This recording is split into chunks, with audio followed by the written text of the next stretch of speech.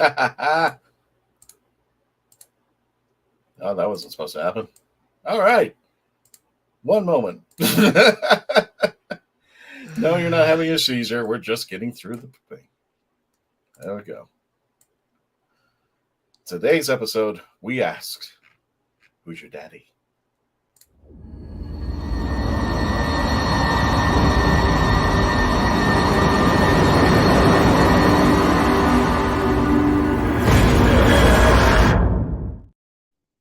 You can't have my puppy. No, you can't. Surrender the dog.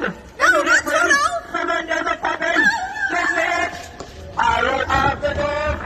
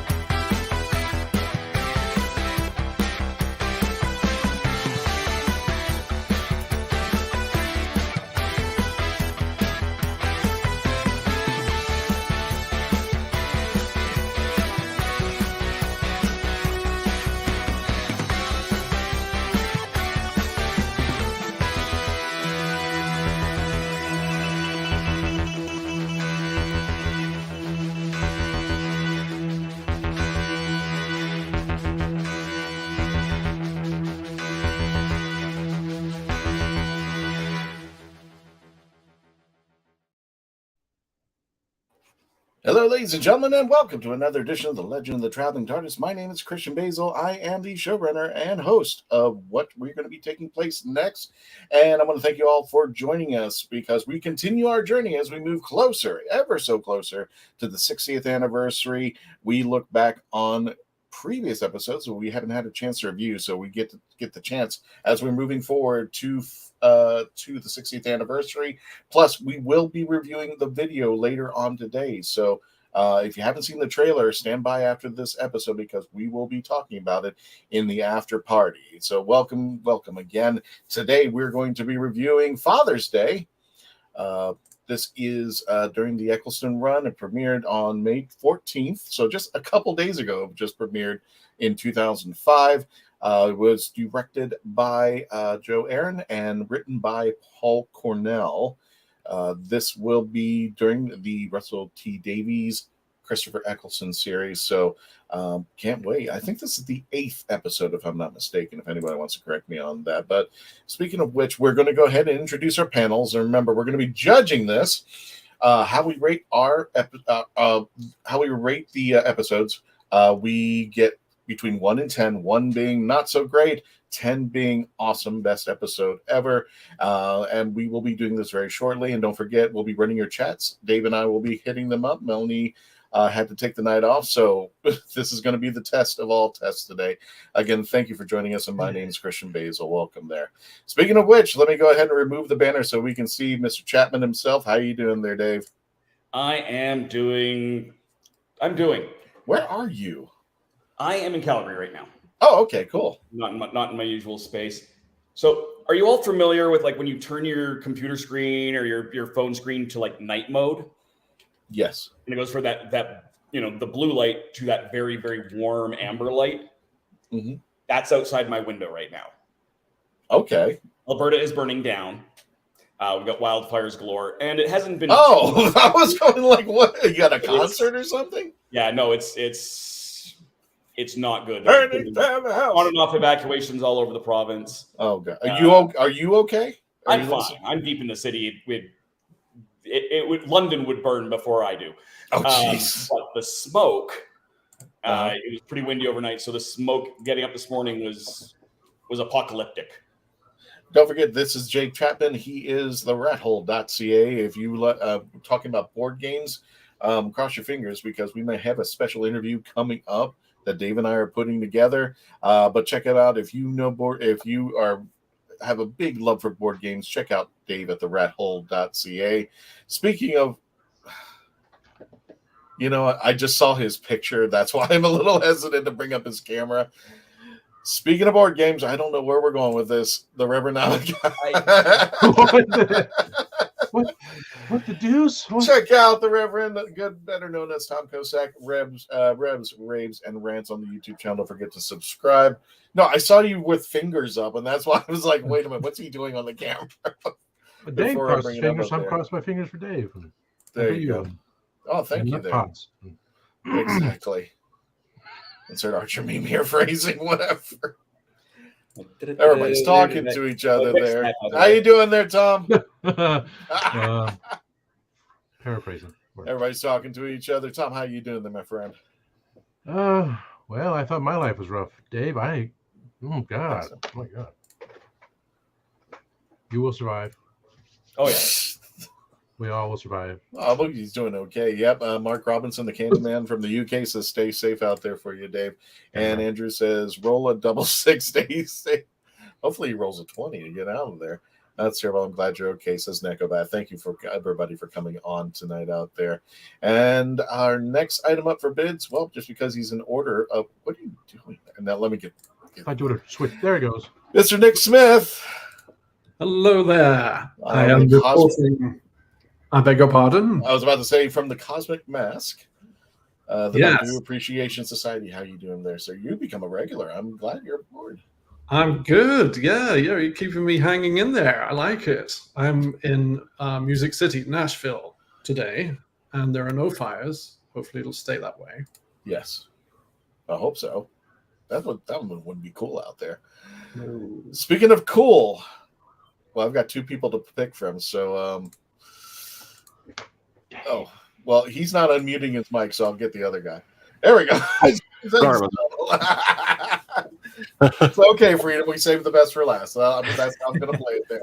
Mr. James Engstall from Jimmy Radio on the YouTube channel. Don't forget to subscribe over there every Sunday night at 10 p.m. I think it's 10 p.m. Central or Eastern? Eastern, 10 p.m. Eastern, 7 p.m. Pacific for the live show.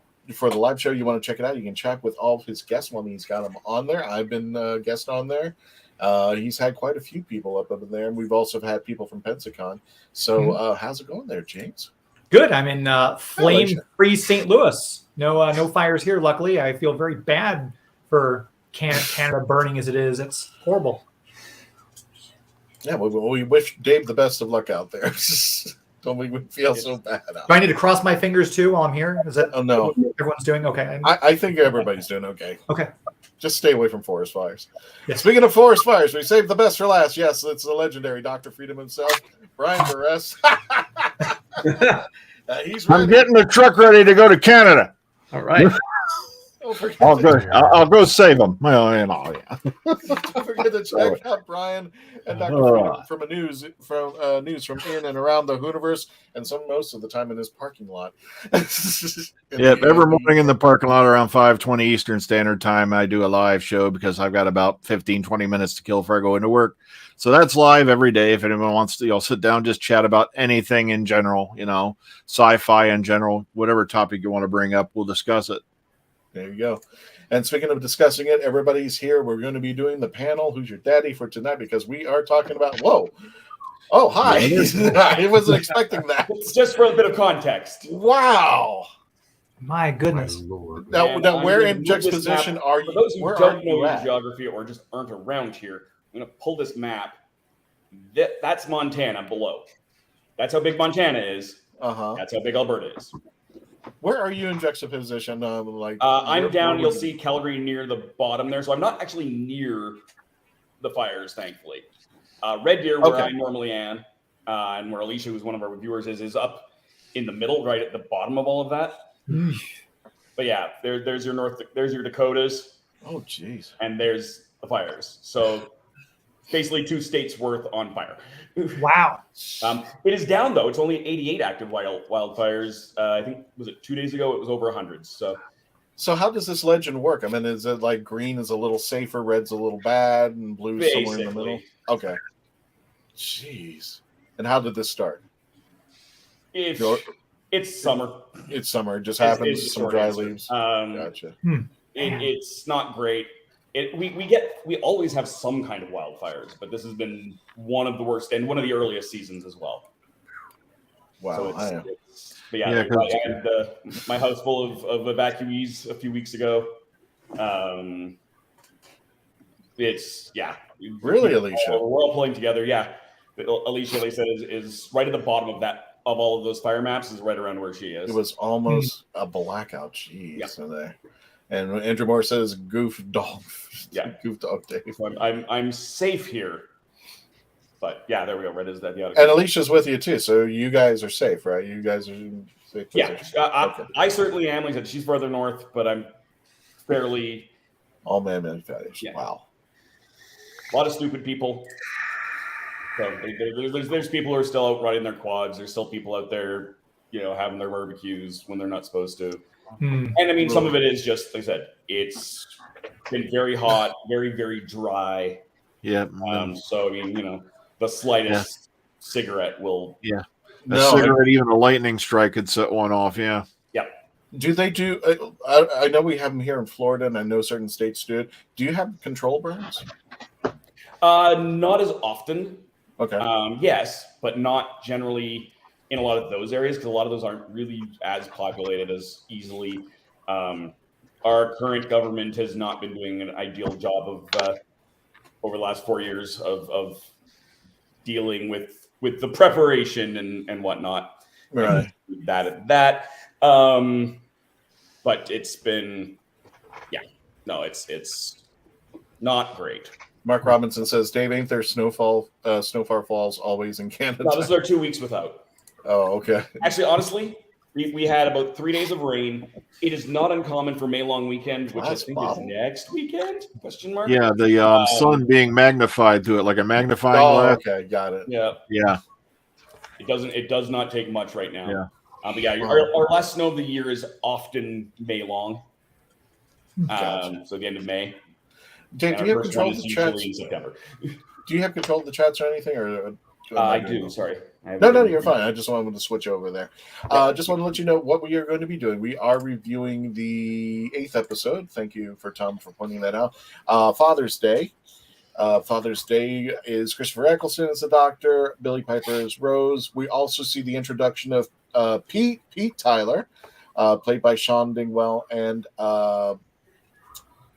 Jackie Tyler comes back, played by Camille Coduri. And we get to see the introduction of the monsters called the Reapers or the Time Reapers or stuff like that. And we will be rating it very shortly there. Don't forget to rate yourselves as well.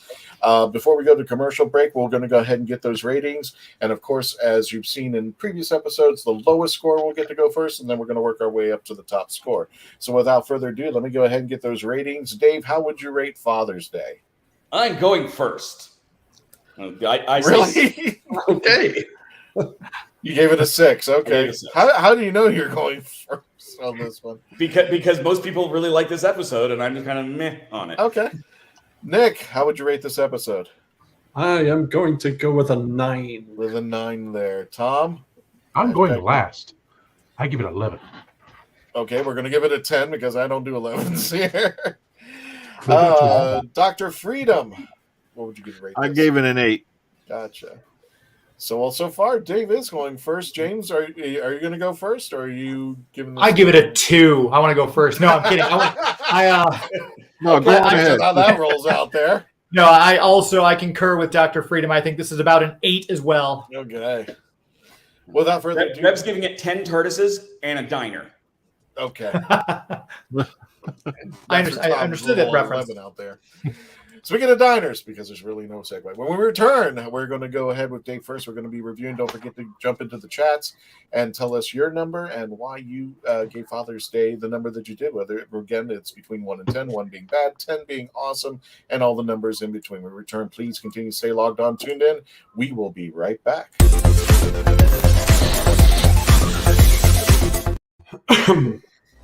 Oh, brilliant! It's hard to believe that in the 56-year history of the greatest sci-fi television show in the English language, there has never been a fan guide to Doctor Who.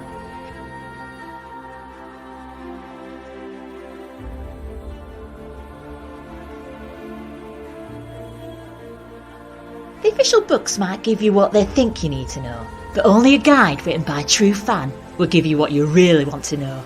Join Whovian, the brilliant Mackenzie Flaw, as she takes you on an intensive journey inside the world of the first female Doctor.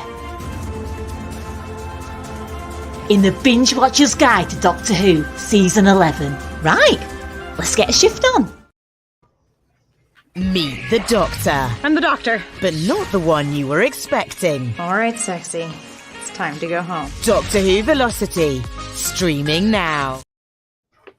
We are a touring acoustic duo crashing kitchens around the country. We go from house to house every Friday night and we create music, we create food, a good time, we stream it live and we do it for free. So now we're just really kind of like trying to develop it and build a community group that people believe in, then they'll help us. So we played from our rehearsal room, we played from the bathroom, thankfully that didn't catch on. I probably played guitar in my room, not for anyone, in front of anyone, nobody heard, for probably about 10 years. And then one Friday night we played from the kitchen. It's the main place people want to be. It's where the food is, it's where the drink is, it's where the best lighting is. You can go to any party and I guarantee you, the kitchen is going to be popping. Our ultimate goal, I think, would be to crash kitchens every Friday all around the world.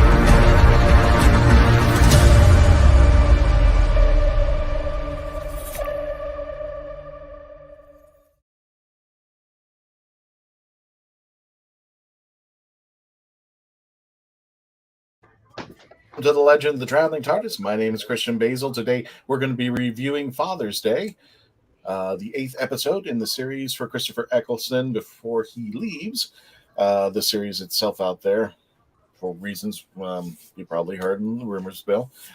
Again, this is starring Christopher Eccleston as the Ninth Doctor and Billie Piper as Rose Tyler. Of course, if you've ever seen our reviews, 1 being last, 10 being great, the lowest person in our panel will be going first. And don't forget to go into the chats right now. Give us your number and the reason why. Dave gave the episode a 6, so Dave's going to be going up first. Dave, you gave Father's Day a disappointing 6. Why? What happened? I have to admit, some of this is I don't love the Ninth Doctor episodes, full stop.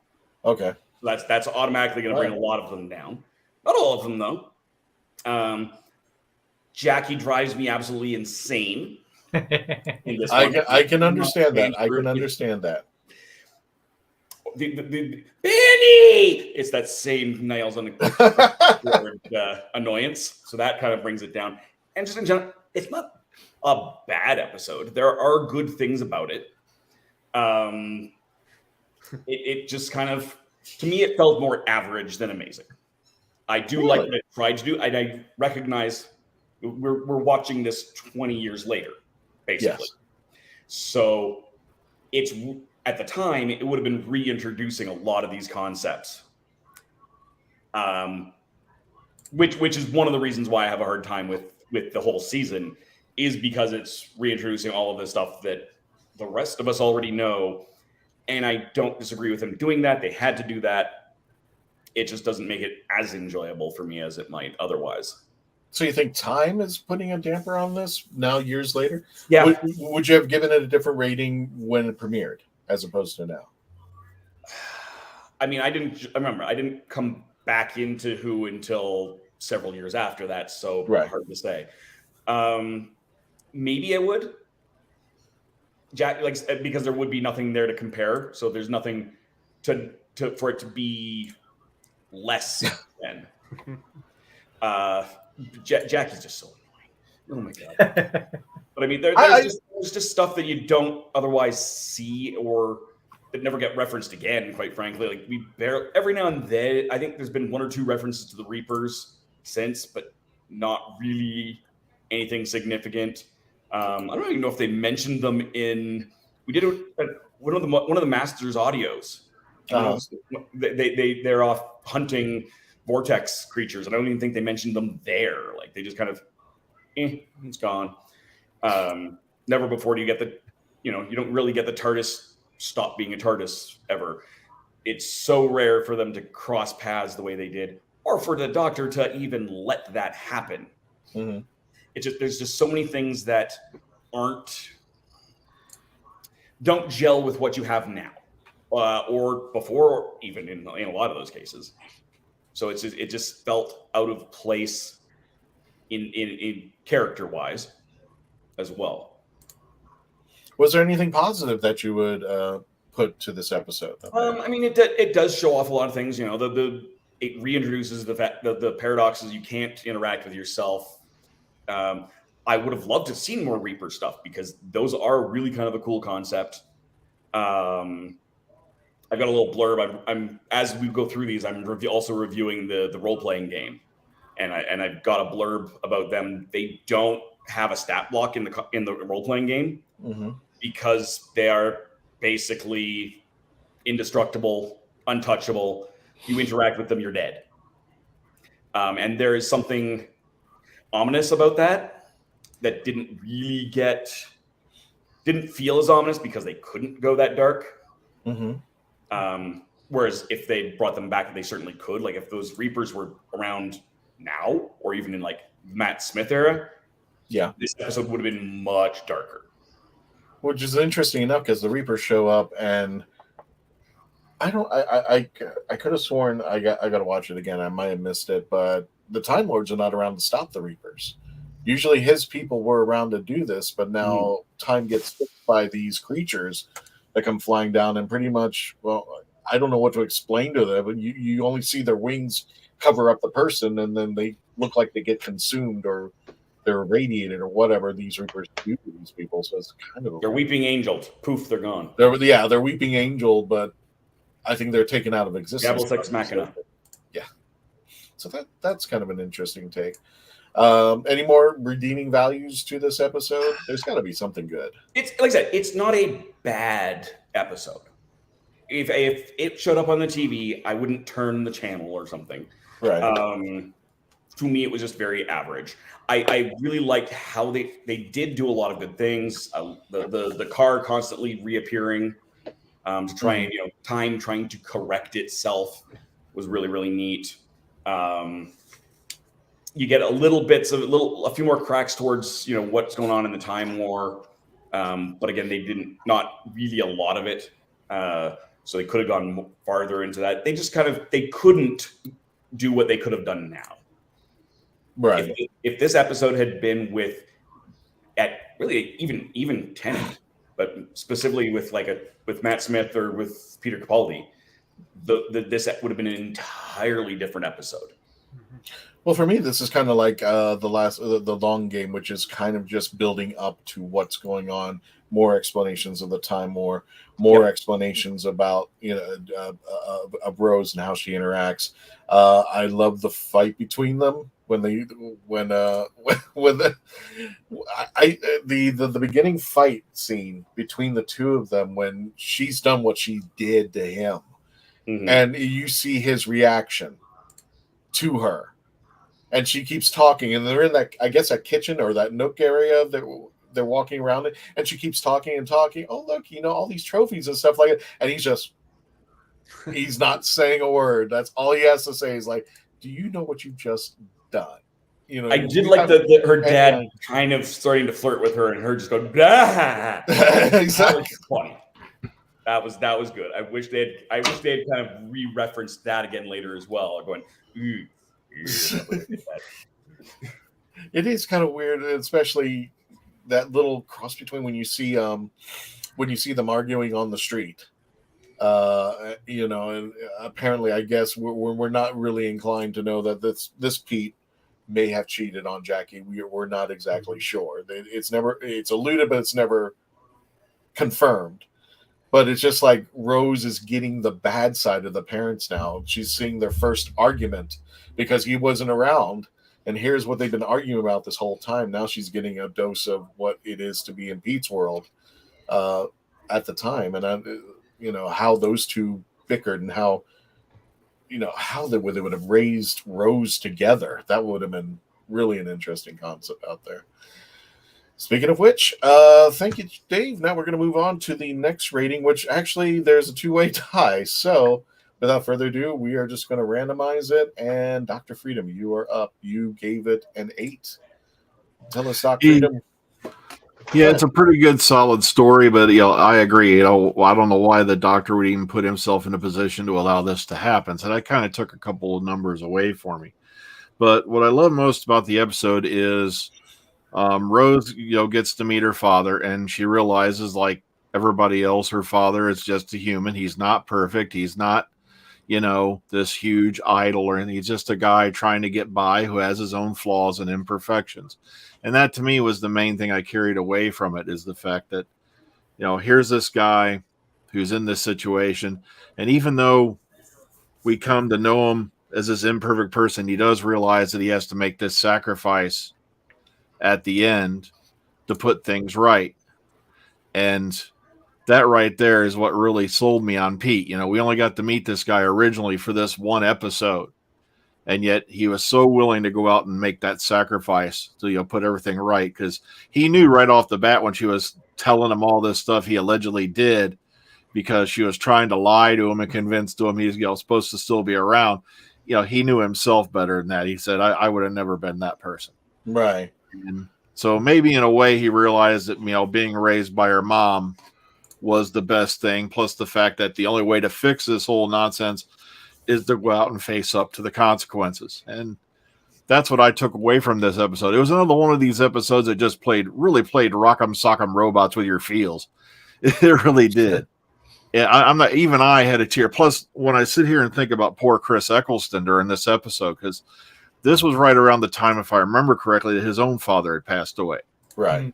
So from what I've read, this was a very difficult episode for him to get through. And plus the fact that while it's kind of Dr. Light, you do get enough of the doctor in here that, you kind of see where he's coming from. He's felt betrayed, that he feels used by this person. He's put all this trust in. This is probably the first person he's put any trust in a long time, after coming out of the Time War. And so you kind of see it from his angle as well. So that's the reason why I gave it an 8, is because, even though there's a lot of things in here that don't really tie together in my own opinion, at the same time, we're learning more about these people, and we're also learning about this guy, Pete, and more about the doctor, emotional wise. Very good emotional episode. Do you think we're being too judgmental? Because it's been 20 years since this episode came out. It was part of the starter kit of Doctor Who as far as the 2005 continuation. And, this is an episode where I think you didn't need a big budget.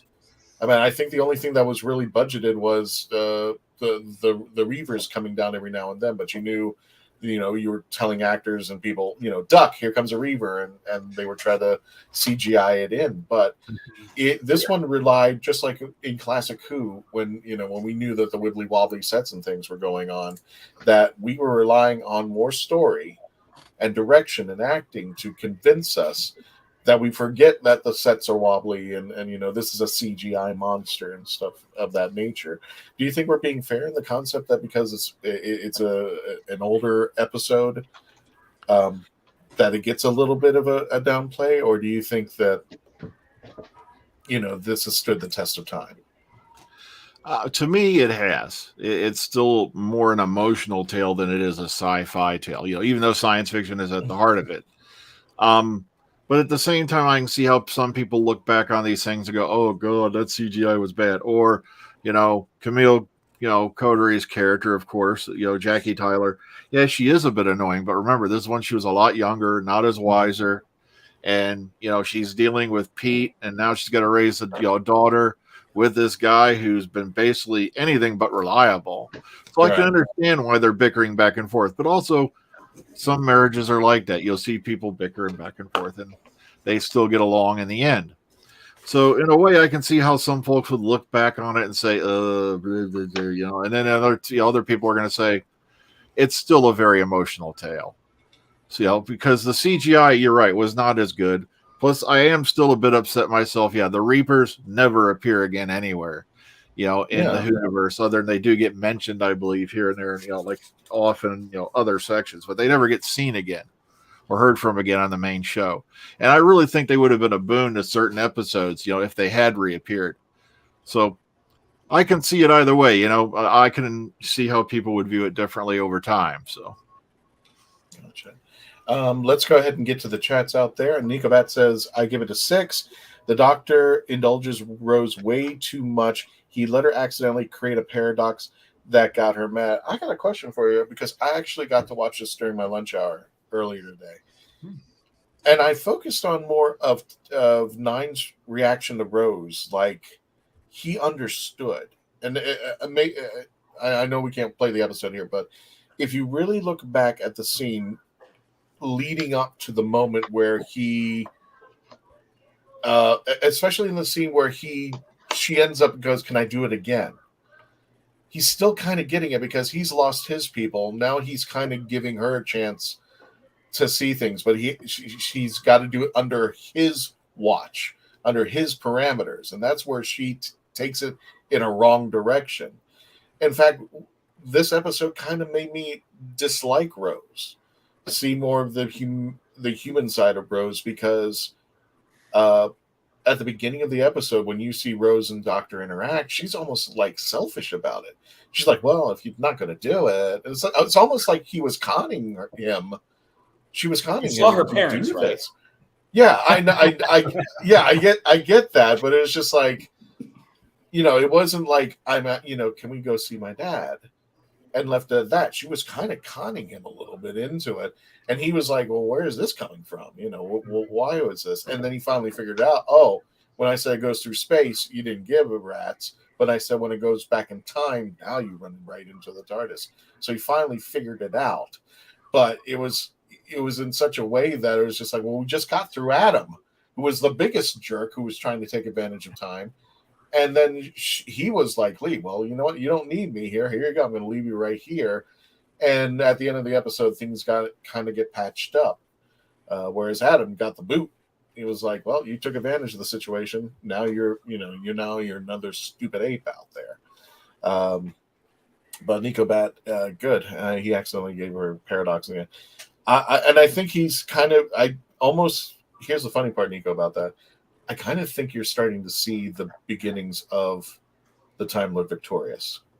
Mm-hmm. Just a slight smidgen of it, because that's why I think he's just like, well, you know, there's no Time Lord, so who's going to hold me down? And he creates this paradox. But yeah, whatever with that. Dave, we'll take the next one. Gave me the Langoliers vibe. Love the TARDIS being just empty and the Doctor being taken out of the story, only for Pete to be the hero and sacrifice himself to save everybody else. It was bittersweet. Yeah. I definitely agree with that. Yeah. Mm-hmm. I think that was the whole premise. It was a really cool story. It wasn't a big budgeted. This is when Doctor Who brings itself out. You know, we don't need the big monsters. Sometimes, you know, we're the monsters at times. And I love the fact that you got little snippets of stories from each of the people in the congregation, in the wedding, that added to the humanity. And, you know, the Doctor saying that, you know, I can never have that life. 3 a.m. getting a taxi, getting a cab. I thought that was a terrific scene between the two of them, because now we're starting to see the humanity of the Doctor, and they're going like, we're not important. We're, you know, that one person is not important. And the Doctor reminds us constantly, yes, it is. Those moments, those small little moments mean so much, that he sees it when they can't, but they are precious moments to us. Okay. SE15 is Peckham postcode. I don't know what that means. The UK zip code. I'm not sure where it came from out of that, but yeah, it did. Gotcha out there. Americans. I'm just going to click over a real second there because, Dave, there were a couple chats I want to hit up. Mark Robinson, the Candyman, solid 7 out of 10, maybe 7.5. Mark, if you can elaborate, let us know out there. And Andrew Miller said, solid gold episode reminds me of a mix of the Twilight Zone and the Stephen King 8.5 for me. Oh, okay. Cool. I do like that. Candyman continues, Reapers versus Weeping Angel war. I wonder is Weeping Angel was hit squad sent by the Time Lords to take out the Reapers? You better get a hold of RTD. That would be a great episode out there. Yeah, that would be an awesome episode. And Andrew Moore says this is one of Chris's favorite episodes he did. So, yeah, I think it's a really good episode. I haven't given my number out as of yet, but not hard to tell. But we will go ahead. Let's go ahead and take a commercial break. When we get back, we'll continue our review of Father's Day. The next person will be James, who rated an 8. Please continue to stay logged on, tune in, and become part of the legend. We'll be right back after this commercial.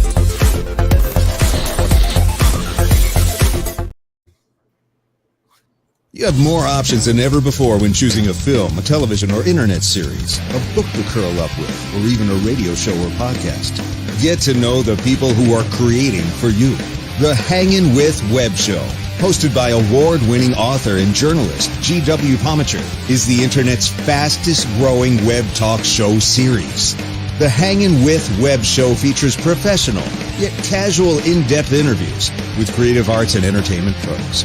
Meet the people behind a digital revolution in creating more quality content than ever before in the history of media. Find the Hangin' With Web Show on YouTube, Facebook, or Twitter, or simply go to www.hanginwithshow.com. That's www.hanginwithshow.com. Famous Faces and Funnies in Melbourne, Florida is leading the way in pop culture fun. From comic books and graphic novels to Funko Pops and collector's items, Famous Faces and Funnies has it all. Rick Shea and the professional team at Famous Faces and Funnies are friendly and knowledgeable. Whether you're looking for toys, props, collector treasures, or a new comic book, Famous Faces and Funnies is your one-stop shop. To find Famous Faces and Funnies on Facebook and Twitter, just type at FFF Comics. Hi, my name is Jamie Engel, critically acclaimed author of The Toilet Papers, Places to Go While You Go, a short story collection suited to match your bathroom needs. Only have to go a little? No problem. I've got stories under 1,000 words for you. Far from poopin'? I've got you covered, with stories over 5,000 words to keep you occupied, while your latrine stays occupied. And that's not all. The Toilet Papers is endorsed by the fine folks from Squatty Potty, the stool for better stools. But don't take my word for it. See what Dookie the Squatty Potty unicorn has to say on YouTube. You won't be disappointed. Well, I've got to go, but you can grab your copy of The Toilet Papers on Amazon in ebook or print, or get an autographed copy from me at therightangle.com.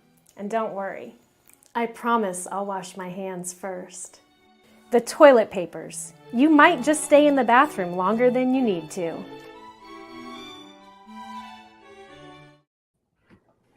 The time of this recording, as of May 19th, the Legend of the Traveling TARDIS will celebrate its 11th birthday. Now, keep in mind, we didn't do the podcast until about midway through this, but this is the first day of the launch of the Facebook page and our social media platforms as they grew up.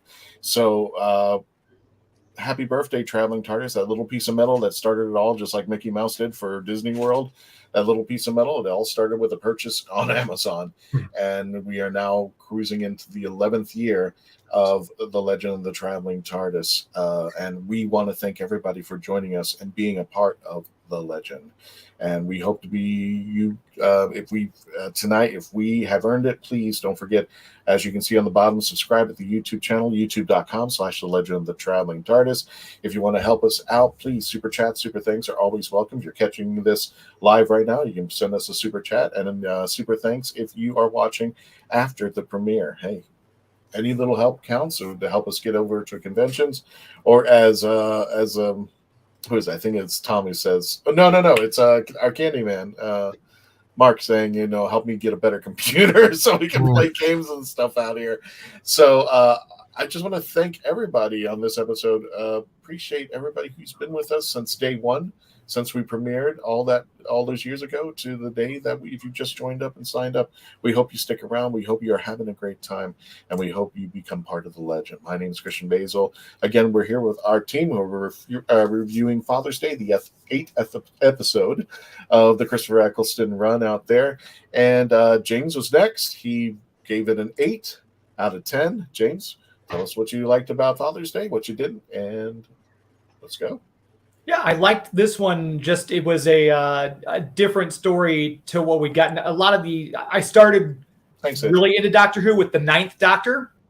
So this was one of those ones where it kind of told a little bit of a different story from the other ones we'd seen thus far. I also liked this one because other than Adam, we'd never really seen him get angry at Rose. They'd had this kind of companion relationship. We're going to go here. We're going to go here. He takes her to the end of the earth. They meet Lady Cassandra and all this kind of stuff. This is the first time where you kind of truly see the difference between this alien Time Lord and this human companion with the two of them. And I loved seeing that dynamic play up a little bit more, other than just how he kicked Adam out of the TARDIS. So I kind of liked that little bit of discord in the relationship, because with every TV series we watch, whenever there's too much harmony, it starts to get a little boring. So I liked that kind of put a little injection of excitement between the two of them too. The acting was all great on this one. I actually did like Jackie. This is not when I really fell in love with Jackie, but I kind of liked the fact that we got to see another side of her, the younger side, the more impetuous side, and kind of see more of what she was going through while she was raising Rose this entire time. But also, I think this one really resonated with me a little bit more because I lost my father at a young age. And so I think that's one of those things when you've got that something to anchor you to an episode where you connect with it more. I think that just kind of resonated with me for this one as well. So I'd say those are my reasons of ranking it as highly as I do in really an extraordinary series overall. I really liked 9's run. That's awesome, dude. I'm sorry. I just recently lost my father. I think just right before the pandemic. And I have a question for all of you. If you were given a chance, if you could go back in time, the Doctor takes you back and you see the moment that everything happens, would you do it? Would you pull Pete out of the car's way? Or would you just let things go? Pete, particularly, no, I'd let him go. I think your instinct and your love would take over from your, I should do the right thing. Your heart would take over from your brain, and you would save him. You would save him? You would bring him out? Absolutely. Gotcha. Even though the universe might be at maybe the cost of it. Yeah, but it's my dad. Yeah, I get you that there. And there was one discussion that I was a little bit concerned about out here was the Doctor and, the kind of breakup that they had for temporary. That's just got to be a funny shot right there. The temporary breakup between the Doctor and Rose as far as their friendship's concerned, because she went to. Thanks, Tom. She went too far. Do you think she went too far, knowing what's going on out there? Oh my God! I'm gonna. Do you think the Doctor do you think the Doctor was right for taking her back and putting things right? And God. Yeah, I think, like I said, I think this was the first time.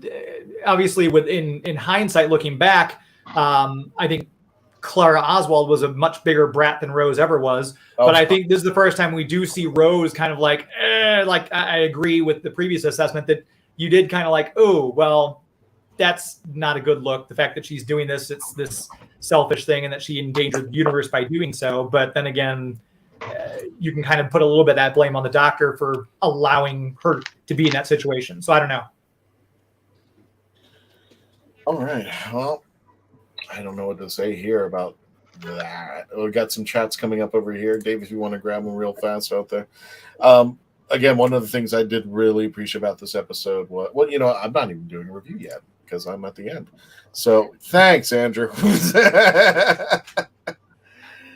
Oh no, that's fine. It's been a while back, and to tell you the truth, and I'm not. I've always said that I feel like I'm being mean by this, but I'm actually glad he passed because I don't know how he would have gone through with COVID, and God forbid that he got it or anybody who suffered by that. And I'm glad he passed when he did because I could not bear it if he had COVID. I know that would have been the end all be all out there. So. But sorry, guys. Just moving on from there. And James, my condolences as well. Thanks.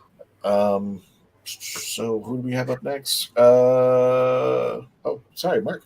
The photo you pulled up with the doctor had street sign that had a postcode Southeast 15, which is Peckham. Pete was a Del Boy. Derek, a.k.a. Del Boy, is one of the brothers from Trotter's family. The yellow 3 wheel car. If you don't understand, think you need to watch more BBC sitcoms. Yeah, I do. Last thing I just have to put. Look at that face. Look at it. Somebody who recognizes what's going on. Only Fools and Horses. Only Fools and Horses. Oh my God! I've heard of all these comedies, but I haven't even gotten around to looking at them. Hey, I'm a big Red Dwarf fan. I've seen that. I'm religious on that. Only Fools and Horses. There you go, Nick. You have it in writing. You need to watch more BBC sitcoms. I know. Right there. Well, I grew up PBS, and they only had like 6. What was it? Dave Allen, Benny Hill, Monty Python, the 2 Ronnies. Those were my go-to. And then, the humor, from what I understood, got worse over time. And Monty Python, of course. Monty Python were out there. Speaking of which, the next number up belongs to Nick. So there you go, my friend. Ooh. You are up. You rated it a 9. You gave it a nice number. Nick, tell us about what this episode, what it meant to you.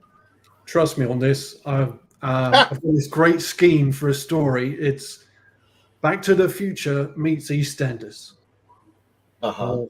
This story's a lot more than that, but it has elements of both of those. You've got I see what you're saying there, drama, and you've got your time travel conundrums that the audiences would have been kind of familiar with. So it's not completely out there.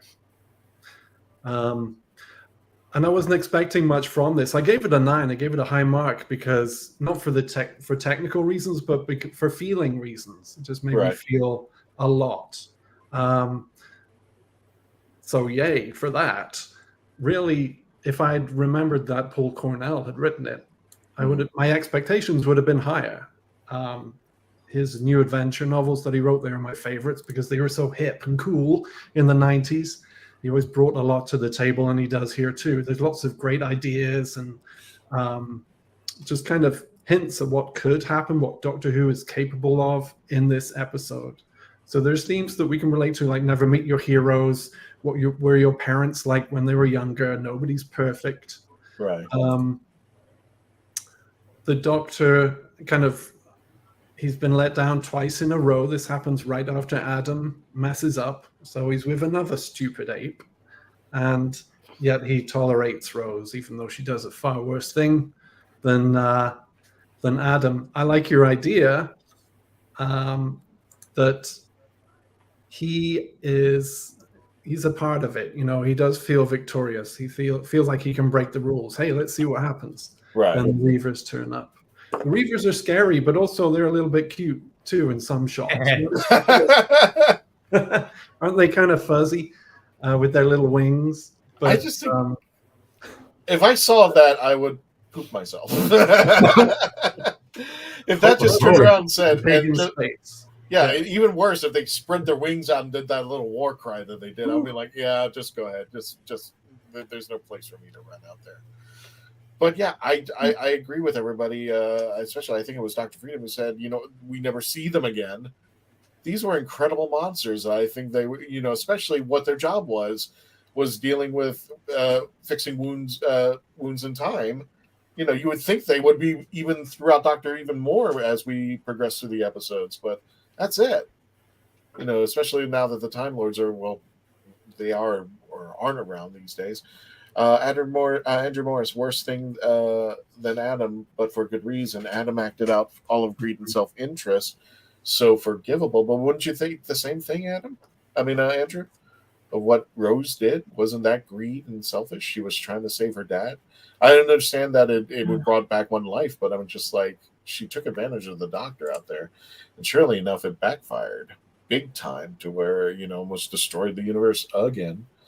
But that does make her more interesting and complex than just a goody two-shoes right who follows the rules. So yeah, more human is good. We also see the show start to play with the Doctor as someone, almost a religious figure. He gets up on the pulpit. He's going to sacrifice himself. Mm-hmm. So not quite the lengths where the 10th Doctor is resurrected, but here, we've got the beginnings of that. He's someone that we can look up to in that way. Of course, there's no other kind of voice of authority there. The priest has been eaten. Right.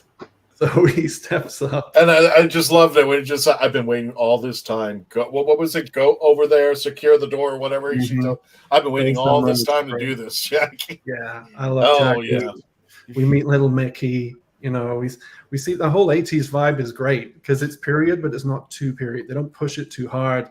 You've got a few of the 80s songs. You've got people in shiny suits, those kind of shiny gray or silver suits. Right. But nothing too like, hey, we're in this year. We need right. To and you saw the earring on the guy, and you saw those little tweaks and things that said, and you didn't have to put a big budget out there. Just have music playing in the background that was 80s, or people, or how they're dressed. Look at them. That was 80s style out there. So yeah, that was pretty right. Cool. And the Doctor fits right in. It's actually the second story in a row where he doesn't save the day. It's actually someone else who does it. We have the reporters in the long game, right? Really, save the day and beat the monster. And here, Pete steps up. I like thinking of how it would be if Simon Pegg had played Pete Tyler. Originally, he was going to play Pete, and then he switched to playing the editor instead. So I can't imagine anyone else playing Pete Tyler, but it would have been different. Shaun did an excellent job, but you know what? No, nothing offensive, Shaun, but I would have loved to see a long running with Simon Pegg and see how things would have worked out, especially when we get to see alternate Pete and alternate world Pete to see how things have changed. But yeah, you're right. I didn't even recognize until you mentioned it. It's the second time the Doctor didn't save us. It was somebody else. But I could argue that it was an influence, and the Doctor getting to us, being a part of things and reminding us what's right. And through that influence, when it came to Pete and I can't think of her name, but the woman on Satellite 5, who said, "You should have promoted me." It was the influence of the Doctor being around that changed things for everyone. Definitely, he's a great catalyst for the right things to happen. To follow down the windy path of what ifs. What if the two episodes were reversed and Simon Pegg played both? Ooh. Yeah, could be a. And then you've also got the same character, and the Doctor's still not saving the day, even though he's the villain in one and the hero in another. And it's not the first time a companion that's happened. Having gone through this episode first, it would not have been weird for Rose to go, wait a minute. Like, there would have been, as it would be if doing it in the order that it is. Well, it's not the first time that kind of thing has happened. Freeman Agyeman played two characters in a role. Yeah. Karen Gillan, before she became in the Marvel world, she had two roles out there. So it's not the first time. Peter Capaldi became a character like Colin Baker beforehand, and then ascended to becoming the Doctor. So yeah, I would love that idea. I just think I like the idea. Not that I didn't love Shaun. Shaun did an excellent job playing Pete throughout his run, but to see Simon Pegg actually become more part of the WHOniverse in that regard, that would have been, I thought that would have been very interesting out there. Speaking of interesting, we are coming up to the end of the show, but we're going to wrap it up with Tom, who rated this an 11, but only we can go up to 10. So, Tom, this is the perfect episode. This is the episode of Doctor Who. How did you get to a 10? Because it also reminds me of Time Cop with Jean-Claude Van Damme. Because you cannot meet your other self. In that movie, he had to go on his original self went in one direction while he came from the future and tried to stop the bad guys who came from the future. And at the end, he pushed the one bad guy into his other self, and they just merged together. And so never mess with time. Right. So that's for me. Don't touch the baby, Rose. Don't touch the baby. Hey, touch the baby.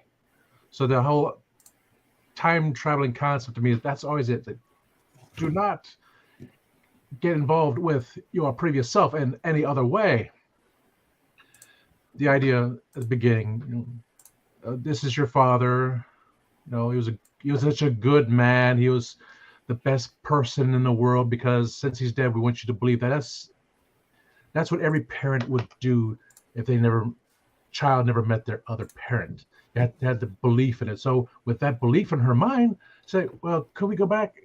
Could we do something? And then she did that impulse because she wanted to see, yes, if her dad came back, would it be that perfect life she wanted?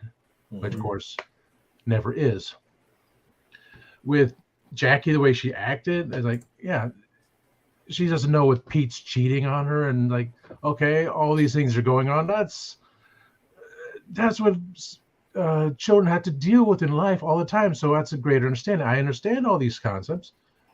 The doctor trusting in Rose, and okay, I'll let everything happen. Then, like, you know what? Look what you did. I don't know if I can forgive you. Was he going to go in the TARDIS and leave, or is he just going to cool down? We don't know. But when the incident happened, the Reapers came about. Not the Reavers. The Reavers were through X-Men. Had to clear that one up. Nice. Because the Reavers are a team of criminal cyborgs appearing in American comics published by Marvel Comics. And they're also really good at shish kebabbing. I understand that the Reaper's not appearing again. It's, they said it came back to, they sneak in when they see something's wrong and they just take advantage of the situation. Well, we want to start killing and eliminating more people. And, I can understand that. It's a big thing to bring them back again. So would it diminish the idea? Say, oh, you brought the Reapers back. Okay, you're just going to bring them back anytime you want to.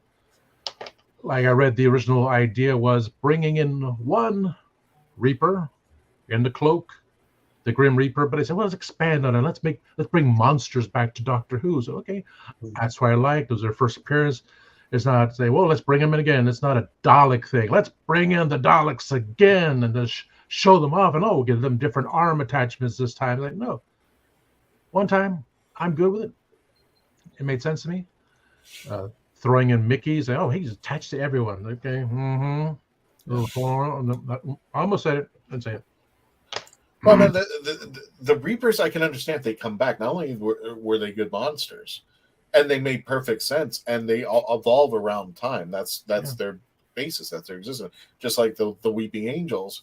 They could have come back during 10th or 11th. Right. Time, if you do Daleks like almost all the time and stuff, and like, well, what about all these other characters? What about all these other bad guys? And like I said, one of the things that I've not liked of the Jodie series was that I was like, we do have a treasure trove of so much stuff that's behind. What would it look like to bring them up into the present day? They've already got a story, and in some cases, they've already written out their lineage. So why not go and revisit and take about it? Because there's some really good stuff that we just haven't revisited. I mean, what would the Weirin look like in CGI form? What would that look like when they're crawling around stations now and doing that? We can do this now. We have the capability, so why not just do it? Their whole 10 TARDISes for a diner plot twist. It's not clear, and these check, please. There's a dinner from Spaceball. Yeah, I would definitely, if that crossover ever happened. Yep, I'm watching. I completely agree with that. Well, ladies and gentlemen, we have come to the end of this episode out here. I got to do it. What's going on? I'm ready. All righty. We've come to for our friends in the audio portion of our episode. We are going to be ending it now. Appreciate you coming on. You can always join us on Facebook, YouTube, and our visual platforms to watch it out there. Please subscribe. Facebook.com, The Legend of the Traveling TARDIS. Now 67,000 and climbing up to 68 really fast. Also, don't forget right now you can subscribe. YouTube.com, The Legend of the Traveling TARDIS. Don't forget, if you're watching us later or if you're streaming now, like, share, comment, subscribe. That's how we get the algorithms going.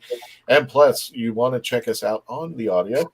iHeartRadio, Sci-Fi.radio, Odyssey, Spotify, Spreaker, wherever you listen to your favorite episodes. Download wherever you listen to your favorite podcasts, and make sure, like Dr. Freedom, like James over at Geek to Me Radio, like the Rev, like the Rat Hole. Make sure you're visiting them, subscribing, because us little guys would really help it. It really helps us when we get all the support. I'm sure they enjoyed the same. And also, just throwing this out here, Doctor Who Worlds Apart, there's my code if you want to use the referral service, or you can just pull it up and you can play for free. And later on, hopefully, we will be getting to be playing more online, and you may even get a chance to play with us. Doctor Who Worlds Apart. We will be ending the audio portion of the show. We're going to continue into our after party. I will give my take on Father's Day, as well as we'll be reviewing the latest trailer for the 60th anniversary, which actually also brings up the 3 titles. If you haven't seen it yet, stick around, because we'll be running that trailer. We'll be reviewing that as well, talking about that, our predictions for the next episode. So everybody, thank you for joining us on the audio channel. Everyone else who is still watching, please continue to watch. We'll be right back in just a moment, as soon as we do the little glitchy thing.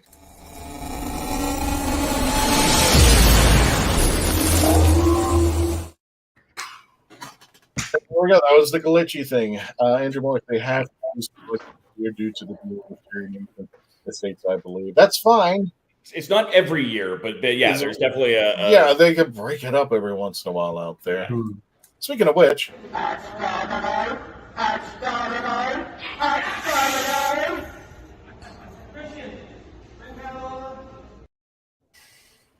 Dalek Hal, and now he can fire.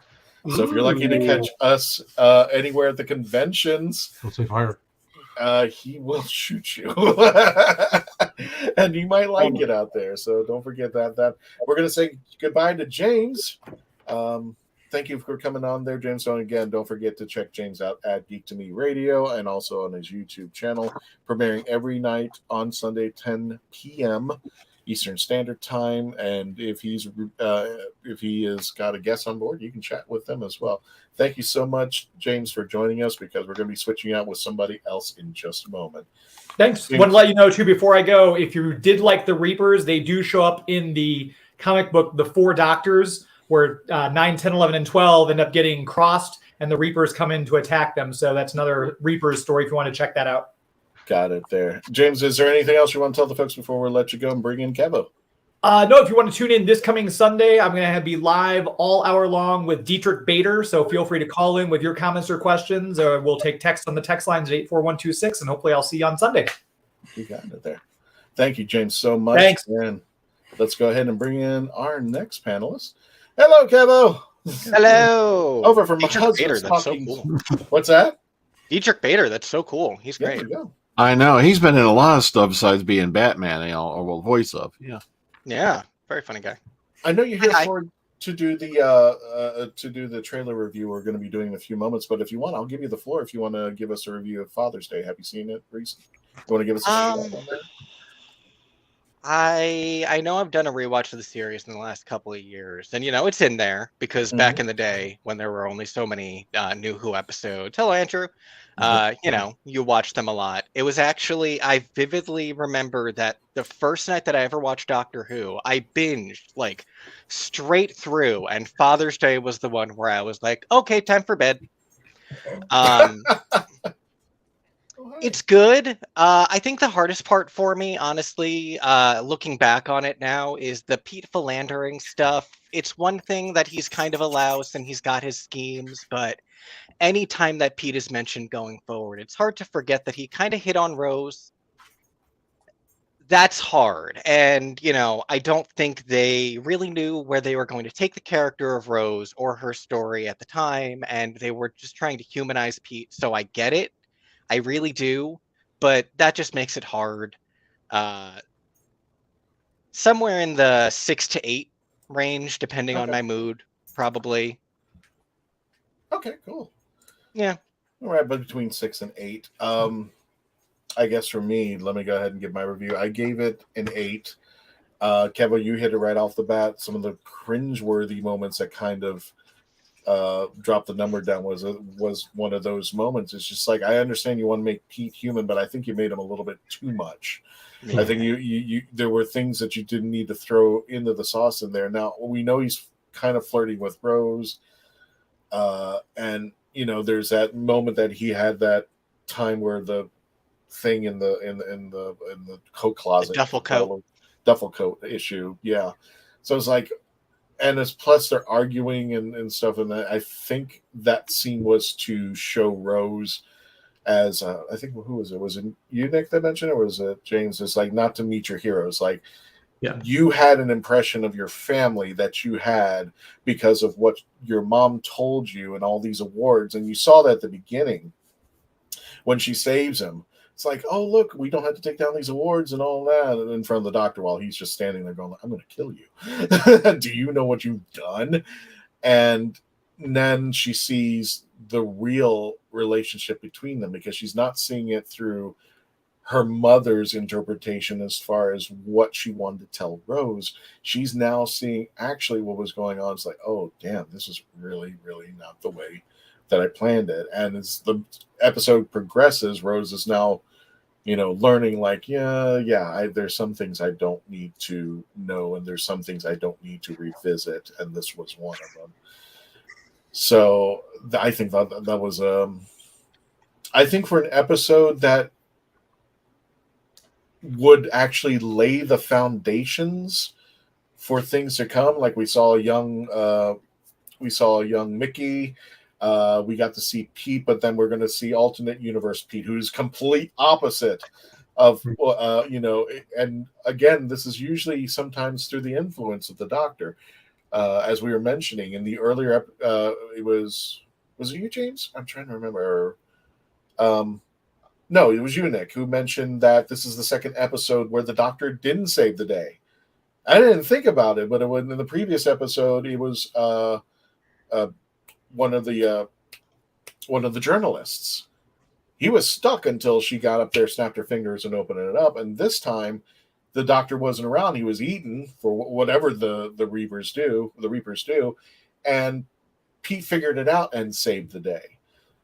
But it couldn't have been done without the influence of the Doctor being in that episode. If it wasn't for the Doctor being the influence, that's how he saved the day. And maybe he wasn't there at the moment where he was, where everything was the catalyst. He wasn't part of the catalyst change, but he was there to be able to influence the people who needed to be in the right positions to be the catalyst. And like I said, I started to hate Rose in this one because I was like, well, how is she better than Adam on this in making that decision? And then even in the beginning, she was being very manipulative, as I mentioned beforehand. She was like, well, if you don't want to do it or whatever, it's just like, wow, this guy gave you all of time and space, and now that she was doing it for selfish purposes, which I know it's saving her father, but now she realizes the damage that could have been done, or what Adam could have done, had he gotten all that information that he's locked up in his head from the snap of his finger. So it's not a bad episode. Gabe's disappeared for a bit. It's not a bad episode. This is an episode where it is budget light, but where I think some of the best Doctor Who comes from, when they have a very small budget, or that they didn't do too much on this, and still it's the acting, the directing, the moments that we had with some of the people at the wedding, that they were there and we got to get their backstory as well. I thought that was incredible. And then still, one of my favorite moments of Eccleston's time is when he's with the soon-to-be bride and husband, and they're just talking about, how did you meet? 3 a.m. get in the cab. And the doctor is just realizing, I can never have those moments in my life because this is what I've chosen to do because this is who I am. I will never be that person. But these are still, as he said in the beginning, Pete was supposed to be dead.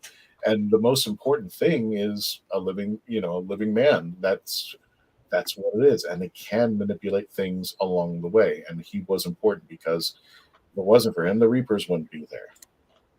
So let me see here. Oh, David's just dropped out for a minute there, and he was running. Oh, there we go. All righty. So without it sounded like the apocalypse was happening outside, but it was just. Oh, okay. No, if you got to go, I totally understand. I'm not going to check on stuff. Apparently, Kevo Dave is having a roast outside his house. Oh, I heard. Yeah. Mara Robinson says Claire did the same thing, didn't she? Question is how far do you try to save a loved one? I would even go as far as, I forgot who mentioned it, when she betrays the doctor, when she throws that final key to save Danny. So dramatic. Yeah. And he's just looking at her like, no, you're not going to do it. No, you're not going to do it. And she does it. And that moment, I think this is just brilliant Moffat writing.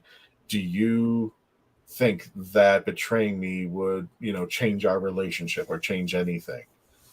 And that's everything that could be possibly wonderful about Doctor Who. You got Capaldi saying those lines right to Claire. Claire is welling up. And everybody, I guarantee everybody had the feels just like, wow. Those are the moments when we know the doctor is a better person, that he makes us a better person when he says those things. Mm-hmm. When we take the time to think about it and go, oh my God, I don't deserve this guy. And the doctor just basically says, no, Clara, you're exactly what you deserve. That's me. So I love those little tidbit moments out there. So without further ado, Dave, you want to go ahead and run the trailer and we'll go ahead and review it? I've been told, I don't know, Dave, if you can possibly do this. I've been told you have to stop the trailer midway or else it might get flagged. I could be wrong. Is it possible to do that, or do we have to run it all the way? I can. Yeah, I can. Will it? If not, then we'll just run it. It's fine. I'll just do it the other way. It's up to you. That's what I've heard. Dr. Freedom, is that true, or am I wrong on that? I know. All right. You're going to try to run a trailer? We're going to try to run a trailer, but if you pause it in the middle, like if you pause it a couple times, it shouldn't flag. That's what I was told. Now, I don't know if I completely believe that, but if we run the trailer through, we do risk. All right, I will not do it the way we were going to. If I had more time, I could have actually mucked with it. I apologize. That's okay. Give me a second. That's what I've heard. I don't know if that's consistent, but I play by the YouTube gods here. Exactly. Yes. All right. So I'll stop it every now and then here and go from there. Pause every time the title comes up. Okay. That's a good point. To say goodbye. I don't think that's a plane. It's a spaceship in trouble. Okay, so the first episode's called The Star Beast. Yeah, named after the comic. Named after the comic book. The comic book has Beat the Meep in it, right? Yes. Yeah, the comic, I believe, I think it was a fourth Doctor comic. I'm not sure. I'm going off the memory box here. But that involved I'm not sure if it's pronounced the Rarth or the Wraith, and of course the Meeps, who are apparently at war. And you just saw a Wraith warrior there. I think that's how you pronounce it, because it's spelled WRARTH. So that was these guys, right? Also, you just saw Yasmin Finney there a minute ago, also as well, playing alternate Rose or whatever. Yeah. the other Rose. I love the redacted here. Like that's they've mucked around with stuff, so we don't get to see everything, and very blatantly, which I love. The next episode's called Wild Blue Yonder. This one originally was supposed to be the 8-word title. Yeah. Wow. Yeah. No But they idea cut where it this down. comes out. It's much harder to figure out. Also, classic Vortex. There he is. New classic. And then we have the giggle, and what I've called the what was it, the jigsaw faces in the screen. That's that's what they reminded me of. It was the jigsaw puppet. I was like, well, okay, A little bit. And the giggle. One of the theories that I saw was that it's the I mean, we are all assuming it's the Celestial Toy Maker, but that's just like a literally like a puppet, like Jigsaw kind of thing. Yeah. Possibly running. And I love the next scene.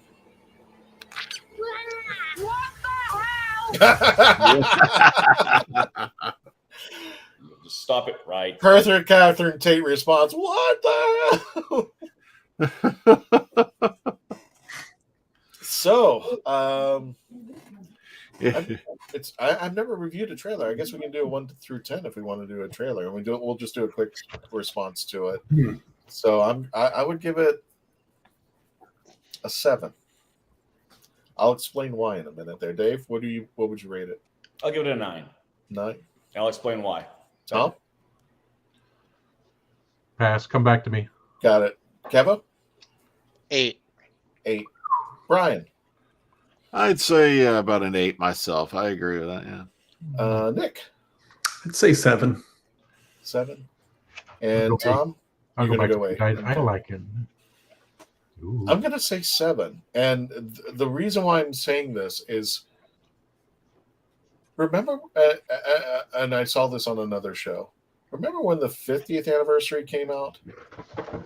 I ran, and I won't say the person who mentioned it, but I did the same thing they did. I kept rerunning that trailer over and over again because I was excited and I was enjoying it. And it looked like there were like Easter eggs somewhere in there. And I was like, okay, what am I missing? What am I looking for?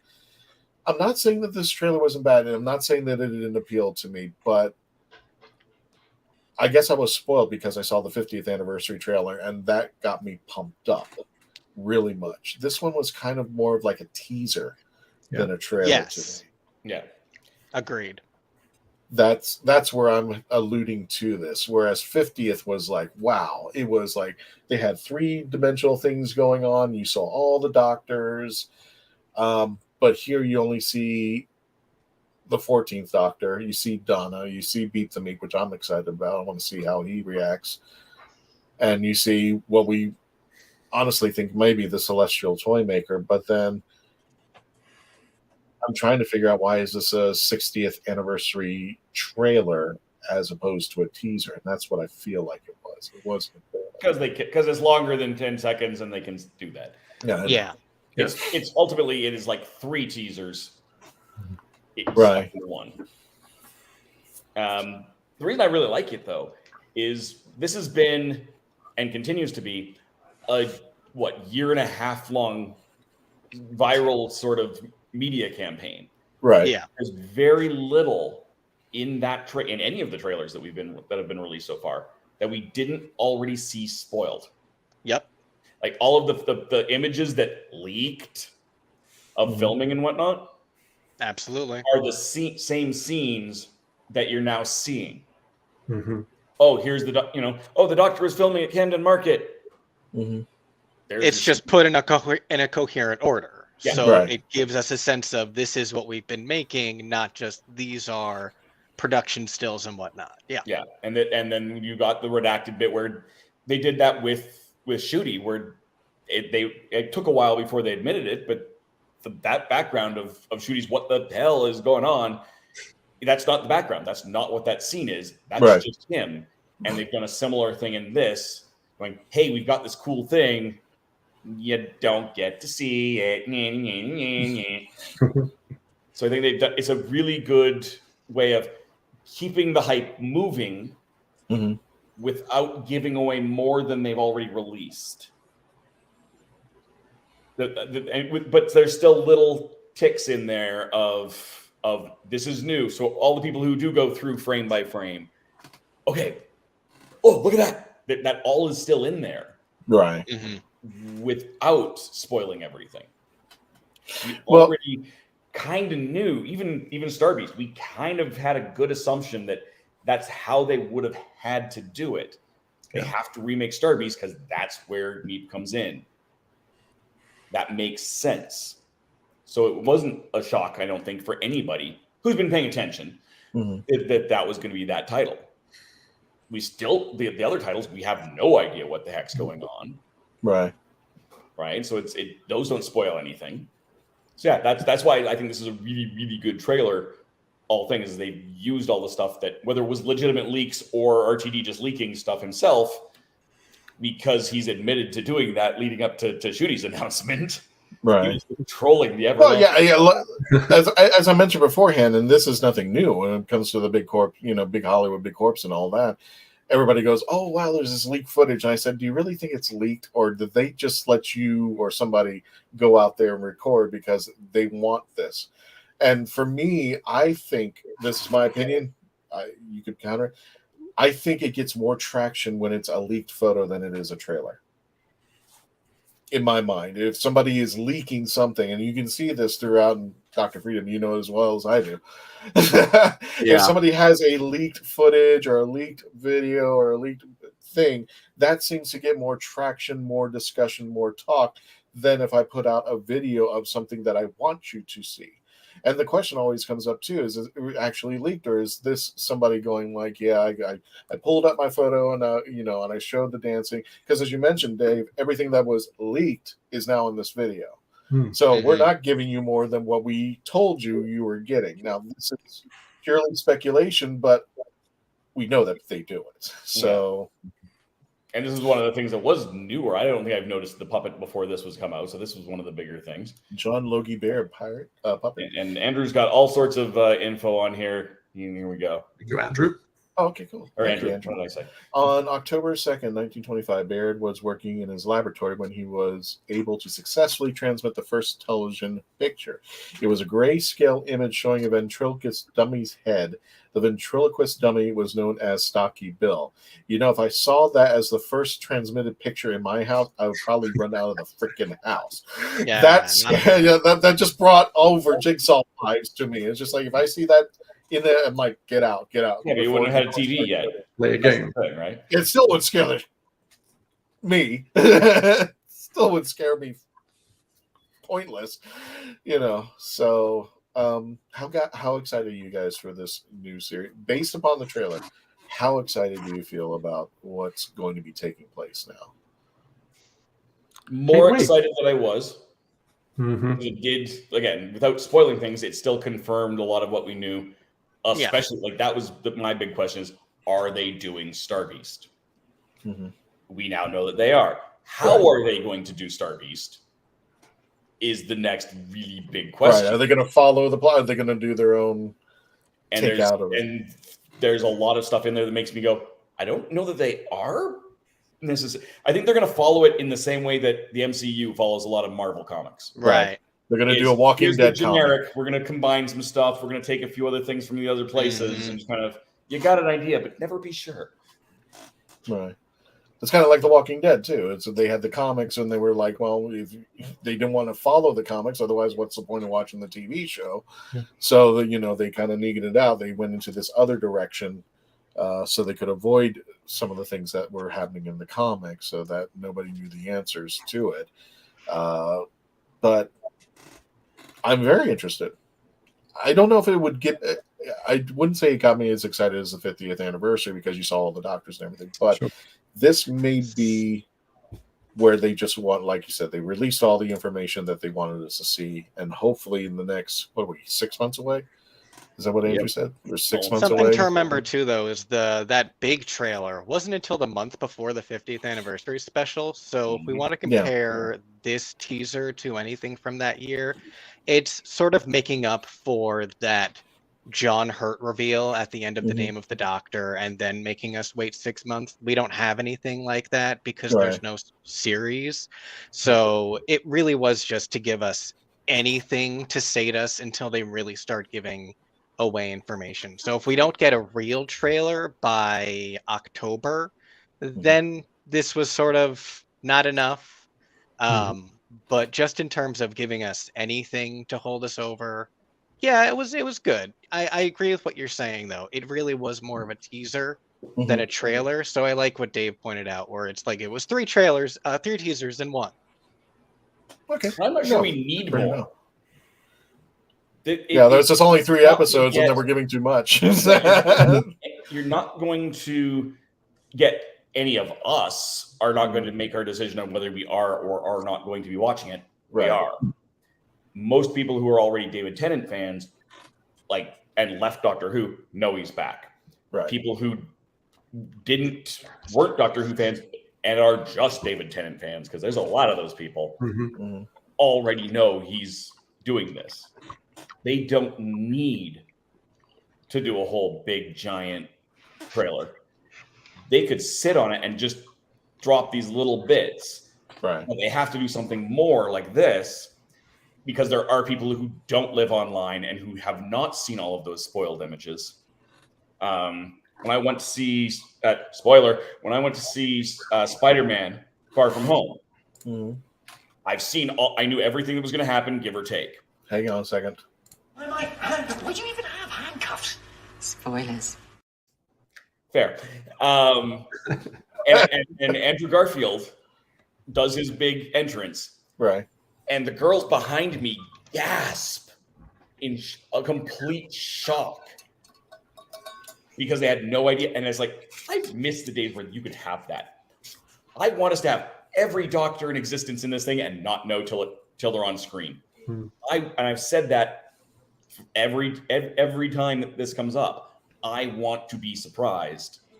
And I love that they theoretically could have a ton of surprises in store for us. Right.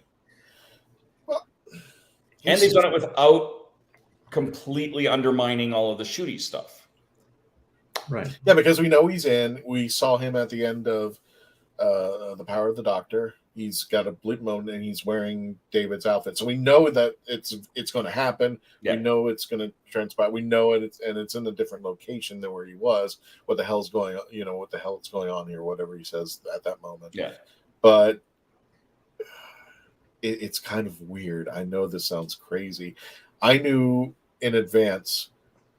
I guess I'm kind of different from you because I knew in advance what was going to happen in the Spider-Man movie. But that actually attracted me to go watch the Spider-Man movie because I knew it. It didn't startle the surprise. I know the 3 of them were in it, but it actually, oh, wow, that this is going to happen. Now I want to see what's going on. Now I want to move in and see that. And then when I finally saw it, and the reveals were still as big as they were if I didn't know it, because I didn't know when it was going to hit in the movie. I didn't know how it was going to happen or when things were going to happen. I just knew the 3 of them were in the movie. That actually became the attractor for me to come in. Mm-hmm. It's not that I wasn't going to see it. It was more or less like, oh, this is really now pushing me because now I've got things to look out for. So, like I said, we're kind of different. I kind of sometimes do spoil myself in movies, but that's because for me, my personal opinion, my time, my money, things I cannot get back. Sure. And my patience. So, like, if it's not worthy, if I can't drive the car around and see what it says, so why would I want to take it off the lot? Andrew Morris, I am excited, but not as much as I was for the 50th. Yeah, well, I agree. I love a good multi-doctor anniversary special, and that might be what the RTD is doing. He's doing a setup. Whereas the 50th anniversary special, we knew at some point all the doctors were in it because they were in the trailer. But how they were going to interact was another story. And even though it was, kind of, for a better term, a blip on the screen, don't tell me nobody in this room was not geeking out when we saw those images on the screen and all of them talking to each other and hearing the first Doctor's voice coming on and said, go to the War Council, this is the Doctor. And just listening to what was going on as they were working together as one to save Gallifrey from the Daleks. RTD is better at marketing than Chibnall. Yes. He's better at most things. He's better at marketing, and he's better at most things. And I am very happy that Murray Gold's back. Yeah. I just hope that he has, he's had some time to rest. So I'm hoping that he's still got the pizzazz that he had when he first started all the way back in 2005. So, but like I said, it's Murray. I was spoiled with Murray Gold music because I could walk into a room, and if any song at that point was playing, I could tell you, oh, that was this episode. This is what's going on because of the power of Murray Gold music. I do. I'm probably the only one in this room who will probably get the stink eye about this. I do put him in a position with John Williams only because he's got the talent where you can hear his music and go, oh, I know exactly where that's from. I know what's going on. And he can do differentials, meaning that one song in one scene will not be the same as the other. They might have similar influence, like the Doctor's theme, where when you hear the Doctor's theme, there's different variations depending upon the mood of what's going on at the time. So it could be a big, bombastic, oh, and he's got this whole piece orchestra going, or it could be just a woman going, it doesn't change the power of that music. My opinion, if I'm crazy, yes, I understand. What's that, Dave? The little smoke effect as you were wooing. But I'm just happy to see the gang's all back, and hopefully we will see some incredible stuff, and they've taken up to a new level on that out there. Hey, Gadget, didn't in the 50th the Fourth Doctor curator say to 11 in years you might come in years to come you might be revisiting a few just the old favorites? Yeah, he did. In fact, the curator's in Big Finish. Yep. So this is if you haven't heard it, Stranded, he's in it. I think he's in another couple episodes of the Eighth Doctor as well. But yeah, he does, and he does revisit the old faces. And why not the 14th Doctor be David Tennant for the third time out there? Why not? So, gentlemen, is there anything else you would like to bring to the table? Let me get to. Did we hit all the chats, Dave? I don't remember what that was. It's store. Was this the rave store, Mark? Dave explained Cyberdog to the rest of the guys. This is a store that was do tell. basically just a giant rave. It was all black lights, and they had a DJ, and it was a trip. Yeah. Okay. Yeah. That's the one there. Okay, so yeah, if you watched the episode that I was going through a bunch of the footage of me and Mark hanging out, I did have some video of that, and yeah, they had dancer cages up over here, and you go down, and there was a big DJ going on, and they had all the black light lit up clothes you could find. There was everything. It was a really, really cool experience, and if you ever get the chance to go, even if it's not your style of music, okay, bring some earplugs or whatever, but go and just kind of experience the oddity of that as a retail space. And Andrew Morris adds to something I like: the Spider-Man No Way Home owes 3 doctors a debt. Yes, he does. Yeah. Yes, they do. Because I loved it. It was the same Peter Parker, but completely different in all 3 universes. One was a little bit more shy. One was a little bit more youthful. One was a little bit more, the Maguire Spider-Man was a little bit more mature than the others. You could tell.